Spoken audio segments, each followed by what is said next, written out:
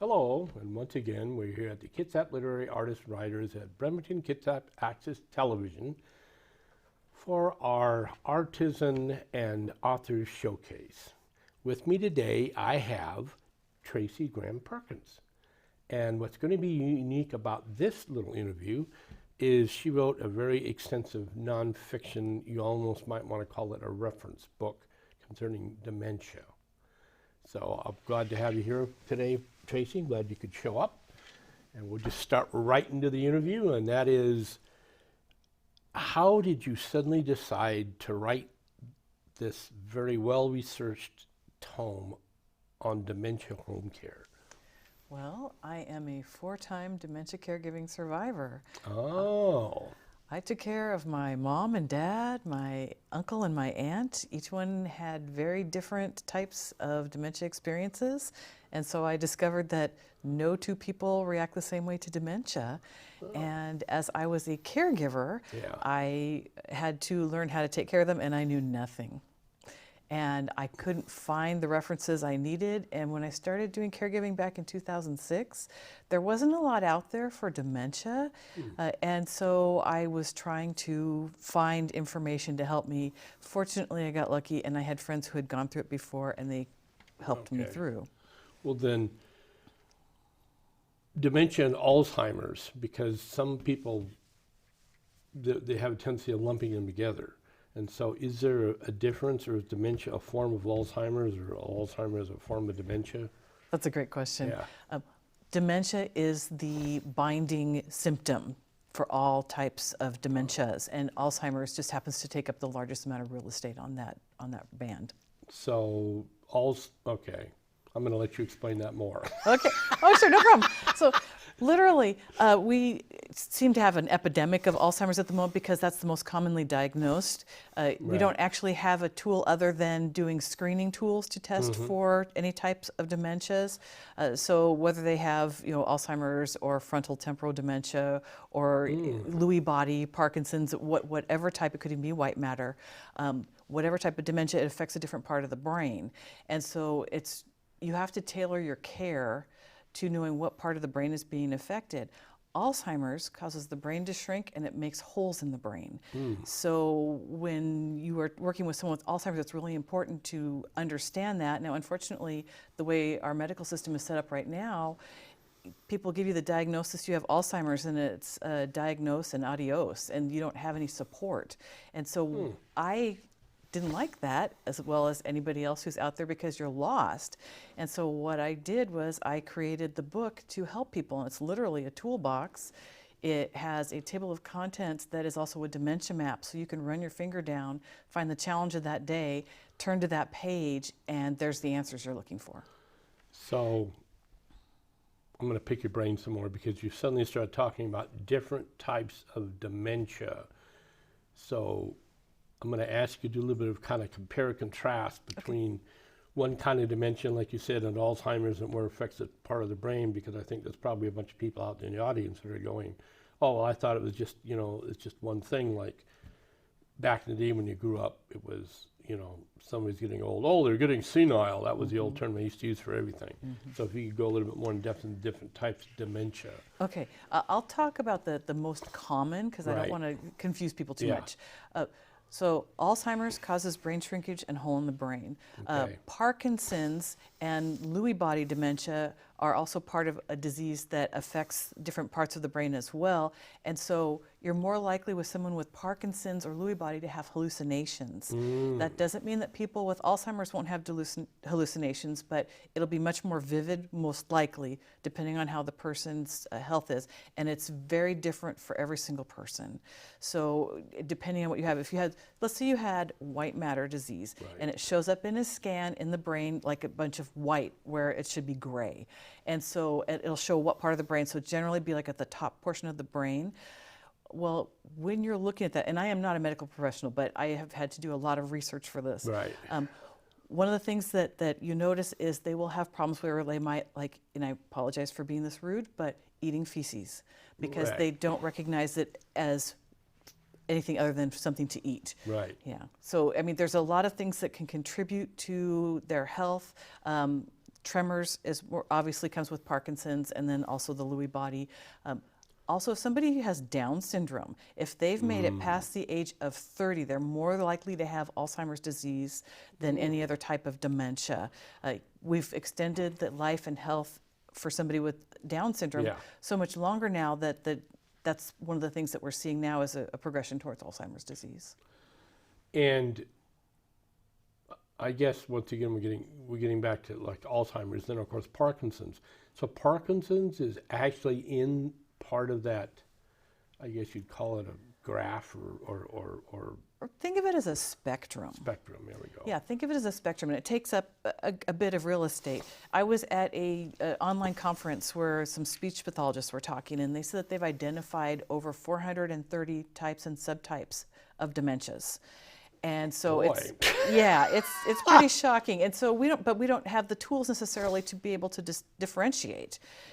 I mean, if you go into a common practice with your primary care physician, they're only given a certain amount of tools and training for this. It's not like you're walking in with a broken arm. Yeah. And of course, I know they have MRIs and other type of things where they can actually map the brain activity. So I don't know if you got in that much into it, but is there a specific type of dementia that if they looked at through an MRI that there'd be a specific part of the brain that would be inactive or firing incorrectly? Okay, so let's look at frontotemporal dementia since that's what Bruce Willis has. Okay, and it means the front part of his brain is shrinking, and so it causes problems with swallowing and speech. It also affects the limbic system, which is like your primitive brain in the center of the brain, so that it removes all inhibitions. So knowing that those two parts of the brain are affected, you can then change how you're going to care for somebody, because you're not going to react so strongly if they're doing something that's impulsive, that's inappropriate. Let's say that they're grabbing someone inappropriately. You can actually learn how to redirect them so that doesn't happen. So there's certain things that you can learn to do, which is why I wrote the book. I wanted to make sure people had ways to de-escalate, that they had ways to distract and redirect, because you don't know what you don't know until you know it.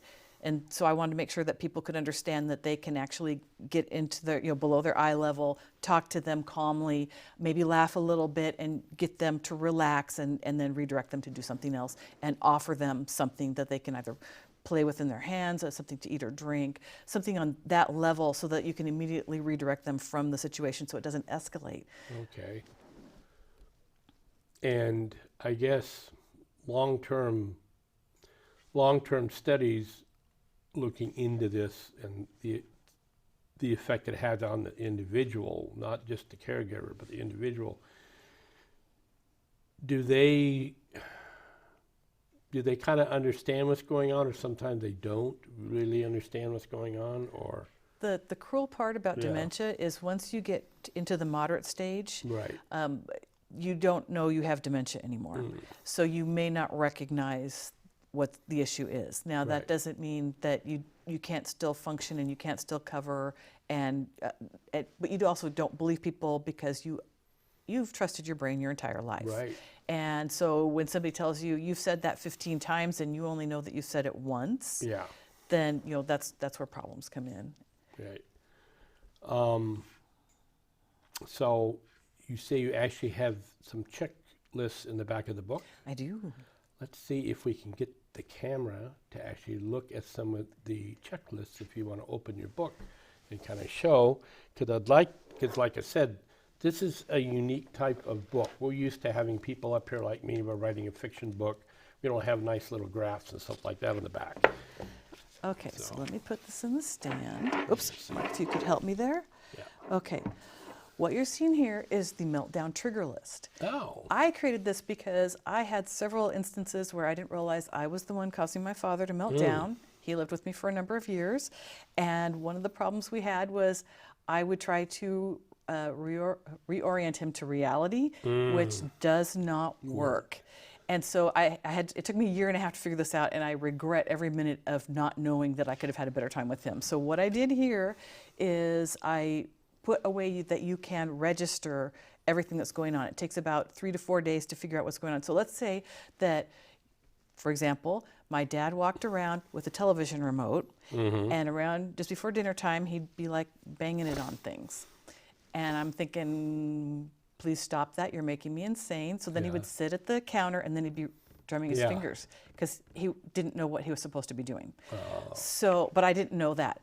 So what ended up happening is I found the precursor to this list in Joanne Koenig-Costy's book, Learning to Speak Alzheimer's. And I changed it so that I could adapt it to what I needed for my family, so that I would write down what were going on in the environment. What type of weather are we having? What kind of lighting? What kind of sound? People don't understand how much sound affects someone. Alzheimer's disease, their hearing, it's like having tinnitus on steroids. So it's like having a huge buzzing. So when they're getting later and later into the disease and you're trying to talk to them, it takes them longer to process it because they can't hear it. And then when they finally do hear it, they might respond to the question you asked 5 minutes ago. But then you're so far past that, you don't realize they just answered your question. So yeah, you literally have to take that into account. But if you don't know that, exactly, you're sitting there going, you know, why aren't you answering me? You know, are you having a stroke? You know, something like that. Yeah, yeah. It's very frustrating as a caregiver because you've got a family member that you've relied on your entire life. You have this relationship, and now you're being systematically erased, and you feel like you're being gaslighted. And when that's not the case, it just doesn't exist anymore. And then you have to get into their reality. Another thing that would happen is when my dad didn't understand that he was okay. We're going to a doctor's appointment. Right. We had 20 minutes baked in to get him to the doctor's appointment, and I had to get his coat on him. We had just been watching the new news at the time, and they were talking about sarin gas. So that was in his head. He saw his coat. He screamed my name and knocked it out of my hand and said it was full of poisonous gas and to get away from it. And then I went into panic because I didn't understand what was going on. And I thought, oh God, I have to get us to the doctor's appointment. So I ran into the bathroom, grabbed my cleaning gloves, told him to go stand by the closet door, had him open the door, and with my gloves threw the coat into the closet. And then we slammed the door shut, and we were both leaning against the door, panting because it was very, very stressful. Right.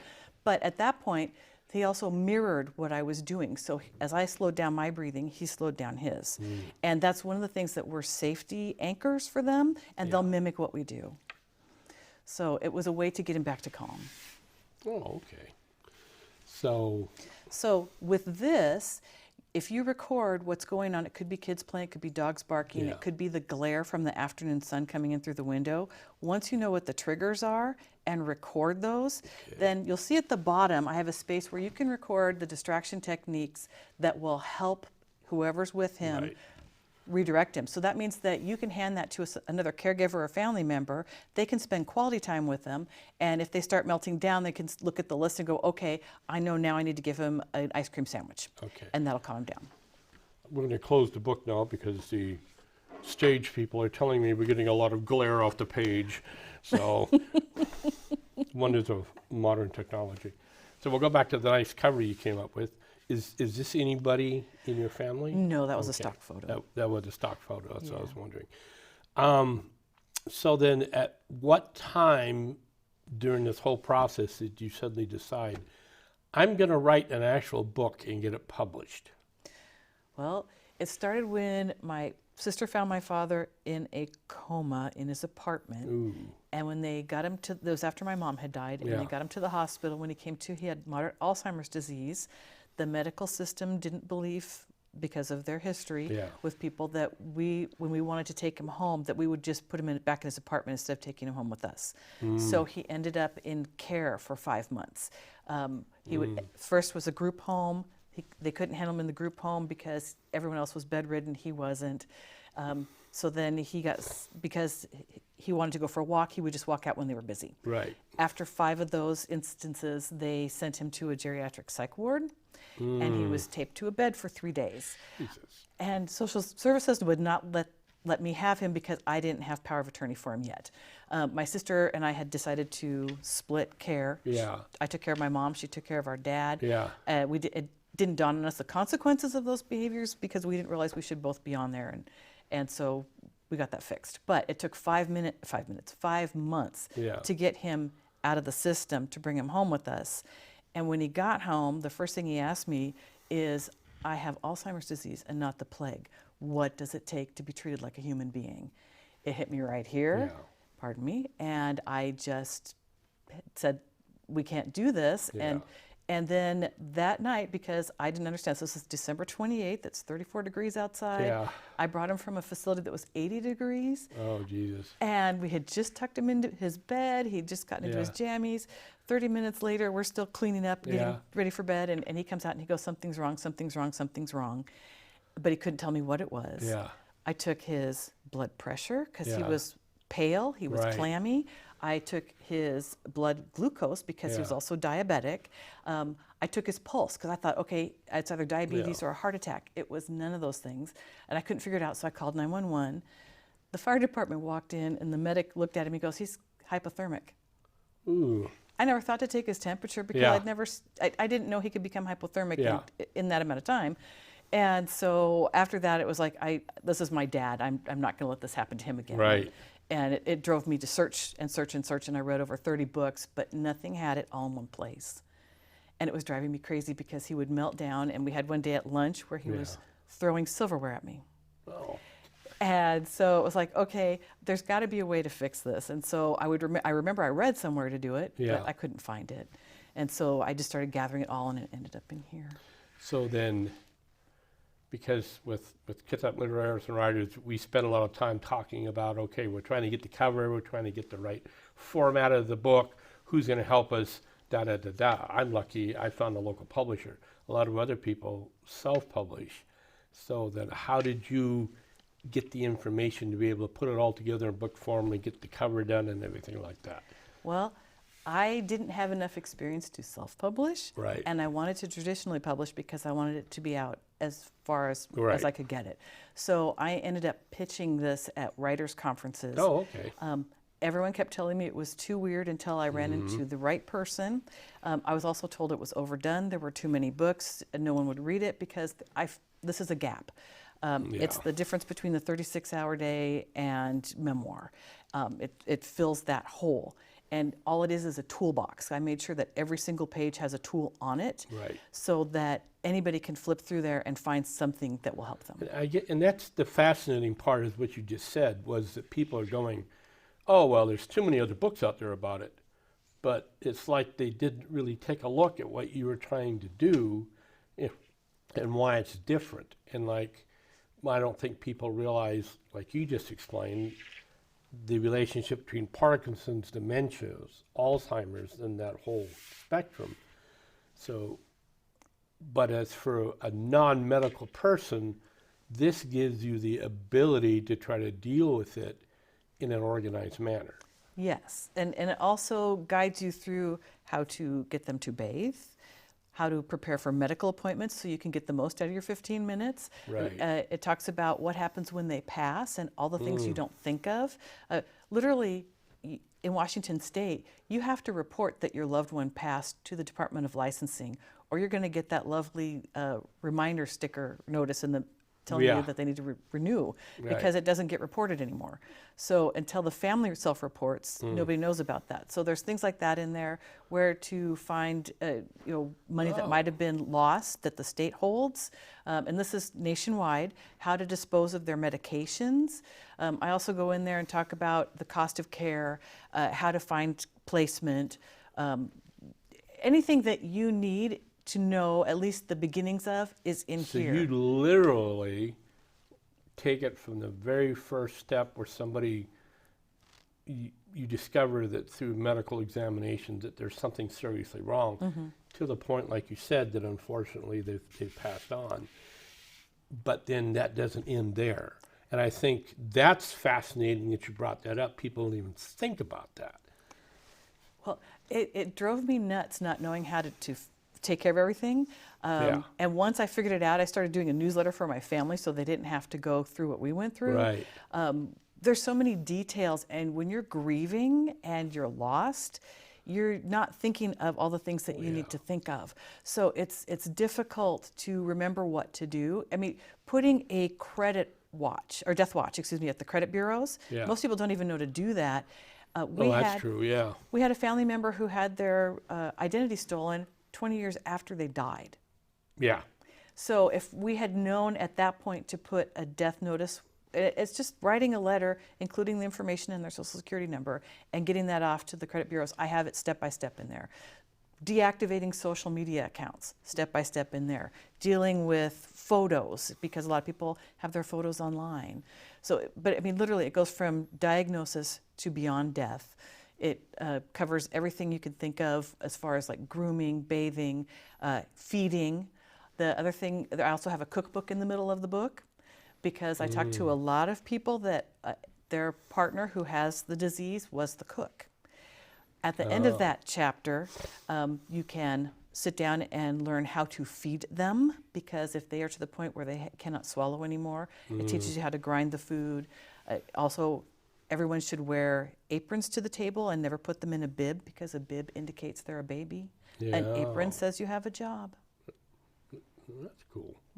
I have my wife's mother had dementia. Okay. And her brother took care of her, and I don't think they really did much studies during that process to take care of her. And my mother had just started, I guess, getting some of the early signs of a little bit of Alzheimer's, but she wasn't. She lived right next to my sister, so they could kind of keep an eye on it. So they had to do things like, you know, make sure the oven was kept turned off, stuff like that. But, you know, but she could still basically function, and she still recognizes and all that stuff. And she lived up into her 90s, and then just one day she went to sleep and never woke up, which is probably the best way for it to happen, rather than this long, involved thing. And I guess that's what, just talking with you today, is so fascinating. You went into so much detail as to what the family has to do post, I guess you'd call it post-home care. Yes. And I don't think anybody else has even dealt with that before. Well, there are individual books out there, but Right. I wanted something you had a Yeah. toolbox all in one place.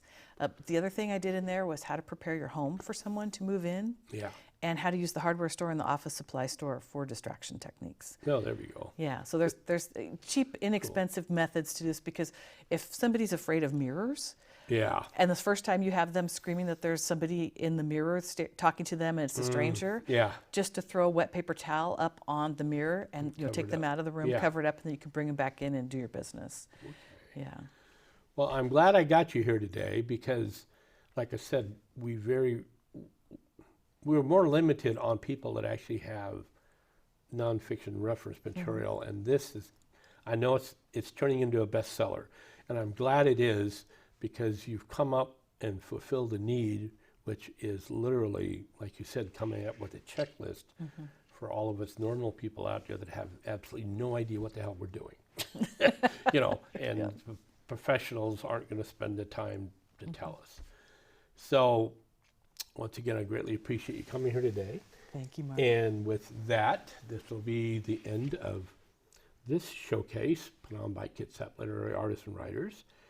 And once again, we are an organization that exists strictly to help anybody out there who's an artist, author, creative, be able to present their creative productions to the general public. Thanks to Bremerton Kitsap Access Television, we managed to have this show and present it out to the audience in Kitsap County, and then eventually we get it up on YouTube so it goes nationwide. Thanks to the staff of Bremerton Kitsap Access Television, they help us able to produce, I would say, a pretty professional production, as opposed to just, you know, us running around screaming and yelling. Our organization, Kitsap Literary Artists and Writers, meet twice a month on the first and third Wednesdays at Sparrow's Pizza on Kitsap Way in Bremerton, Washington. Meetings officially start at 7, but I'm usually there quite a bit early. We get tables set up, and then we do socialize, and also for people that maybe can't stay for the whole meeting. we try to help people get their wares and their productions out there. We talk about our horror stories about in our publishing, trying to put our books together, etc. So if you're really interested in that, feel free to stop by. We don't charge dues. The whole point of this organization is to help people. We look for venues where authors and artists can produce their wares to the general public also, such as book signings, and that's why the organization exists. Thanks to my publisher, Blue Forge Press, and the Blue Forge Group, which is a nonprofit organization. They definitely helped me be able to produce this showcase just about every month, and also, of course, help me publish my books. So once again, I greatly appreciate our viewing public out there and the fact that we're able to produce this show and get it out there on both Wave Cable, Astound Channel 3, Comcast Channel 12 at 6 p.m. every Saturday, and then eventually on YouTube. So, and with that, I greatly appreciate Tracy coming here today. Hopefully the viewing public, had a very interesting time when we're talking about her book on dementia home care. So everybody out there in the viewing public, have a nice day and a very productive new year. Thank you.